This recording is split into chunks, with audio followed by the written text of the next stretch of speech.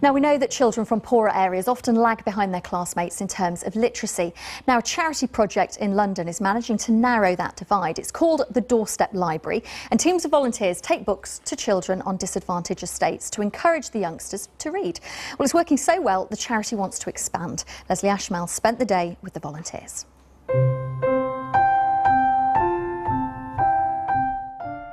Once upon a time, there were some children who didn't have any books.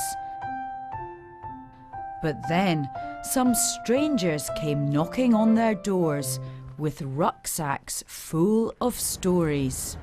Doorstep Library, can we come today? Thank you. We're Doorstep Library, and we're a charity in West London that takes books to children living in disadvantaged areas to inspire a love of reading and show children that books are an enjoyable and exciting thing. All right. Here, okay. Let's sit here. Okay, Bully. Armed with second-hand and newly bought books, volunteers spend their evenings in poorer areas, encouraging parents and children to read. How? Good. Slamming the Door. behind And it. they're seeing remarkable results. I like books because they let you read properly. That's why. And has your reading improved since you started reading books? I don't know why I'm going to say this, but I can't read. So this is why I suggest. You can read. You're reading this book, aren't you? I really said to read the pictures. So that's reading. So you're learning to read with the pictures in the book. So do you struggle with reading at school when the other children are reading? Is it quite difficult then when other children can read? Yes. Very trouble. And then actually really sad. And you get sad.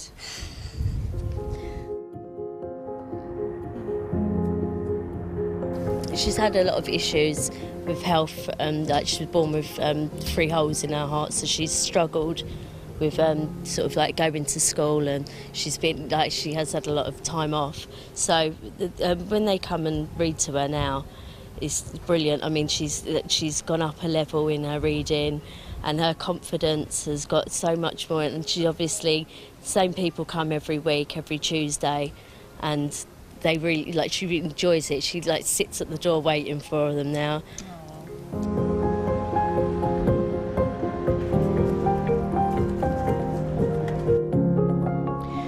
A recent Save the Children study showed that 4 out of 10 children from poorer areas can't read well when they go to secondary school. But it's not always because of a lack of ambition. It's not taken the charity long to convince parents here of the need. We visit the same families each week. They really get to know us, and because the parents build up trust, we can start getting them involved as well. And that's really our unique point, is that we go direct into a home and they're not coming to us. They love it. They do. You're a volunteer, Alison. You're one of many. I think there's about 50 of you, aren't there? Lots. Why did you decide to do this? The fact that you are so informal with the families, and you can also over time see progress in the children, and as I say, it's such pleasure pulling out of your rucksack a bag that they really want, when they go, yes, I'll have that. It is so lovely, it really is. What books have we got for The girls. There's the older ones are reading chapter books, but kind of earlier chapter books because of their English. Many families on this estate don't speak English as their first language, but that's not holding back their children. You might like this. I have read this. Our children have arrived a year ago, so they were being such challenging because it's a new setting. So the Doorstep Library was like a massive support. Are we on time? 8, are we late? Beth, who cried? Who had our parade?